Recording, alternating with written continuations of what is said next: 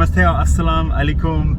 Dosto, I'm on my way to Murree today, and I just want to explain to you how you also can hire a taxi here in Pakistan for your trip, and these same basic rules apply in India as well. I wasn't meant to be in this taxi today, but I'm here because I was booked on the wrong bus.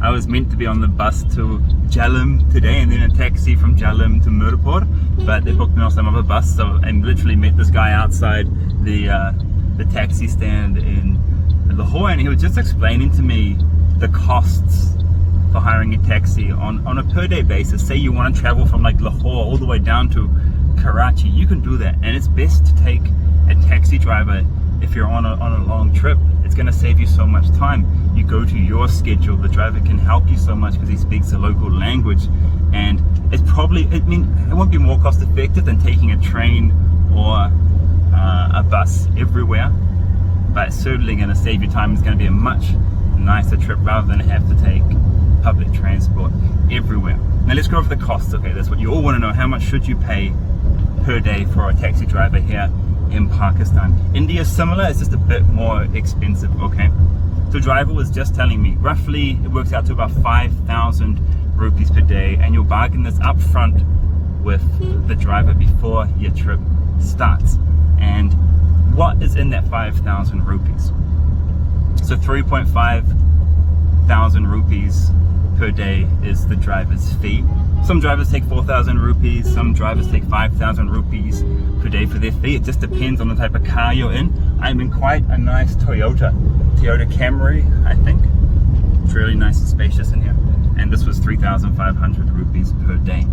Then on top of that, you have the driver's hotel fee and food fee. And that is 1,000 rupees a day.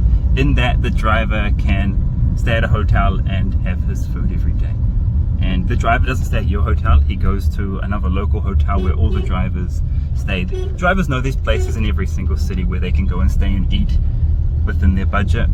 And then on top of that, you have to pay for petrol as well. Now my driver said 500 rupees a day for petrol, but that seems far too low. But he said if you just pay 5,000 rupees a day, roughly it's going to work out and cover the petrol as well, because not every day you're traveling, right? Some days you're just stuck in the city. So he said, yeah, 5,000 rupees a day roughly.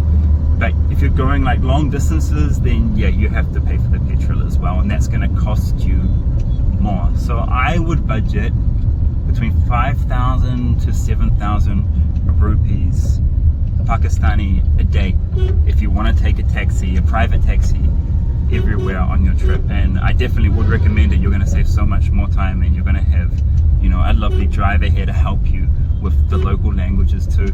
They don't always speak a lot of English, but they speak enough English to get you to where you're going and to help you, you know, do whatever you got to do. There are drivers who do speak English. They cost more. Obviously, this is like the basic prices I'm talking about. And where do you find a driver? Well, I've always found them through hotels, usually. This guy I found just literally today on the side of the road, and I think I might have been quite lucky. But you can do that. You can go to a bus station and you will find a lot of drivers outside or around the bus station who are ready to go on long trips. So you can try that. You can bargain with them there, or you can use the hotel. The hotel can organize you a driver, or you can go for a travel agency and they can organize you a driver as well. But at least you know the base cost now. Okay, you know if the travel agent is double charging you, so you know where to bargain from. Between 5,000 rupees to 7,000 rupees a day, roughly. We're just passing for a good run while now, and these service stations, they actually have executive bathrooms and washrooms in them as well. You can get food and snacks and everything there. So yeah, don't worry about that when you're on your road trip. Use the really good service stations here in Pakistan as well. There's a lot of toll booths here in Pakistan as well. You have to pay to use most, maybe all of the motorways. A lot of the motorways you have to pay to use, and it's pretty cheap though. It's like, I think this is 50 rupees.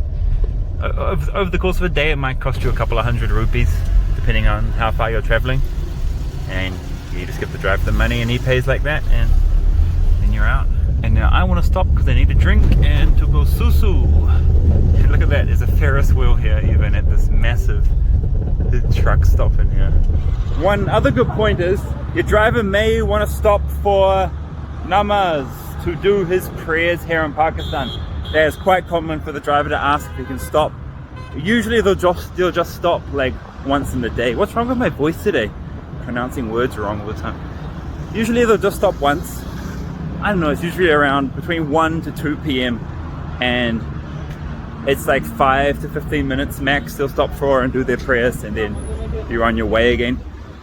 Usually you can put that together with lunch, right? And do lunch and namaz at the mosque at the same time, because the mosques are absolutely everywhere. Like it here, it's right across from this truck stop here. Just gonna grab a drink and we're gonna hit the road again. Now some drivers can be a bit tricky with you, okay? So they might want to organize your accommodation as well and take you to hotels that they know. You just know that whenever they're doing something like that for you, there is a payoff for them. They are taking commission, okay? So it's probably best for you to book your own hotels. That's what I always do. I never take my my driver's, recommendation for a hotel. When you go and stop for lunch, they will probably stop you at restaurants that they get food for free at, which is fine, whatever. And but just make sure it's clean enough for you to eat at as well, okay? And yeah, make sure you tip them really well. If you've had a great ride, then at the end you can tip anywhere from 1,000 to 3,000 rupees per day on top, because these guys have families to support as well. Now if you have any other questions, ask them in the comments and I and others will help you out. I made it to Murree, and actually I'm going to take the driver for the rest of my trip here in Pakistan. He was that good at driving and that sweet as a person, so decided to continue my journey with Amin. And this hotel is really weird. It's only got lights, it doesn't have lights on the roof. It only has lights like this.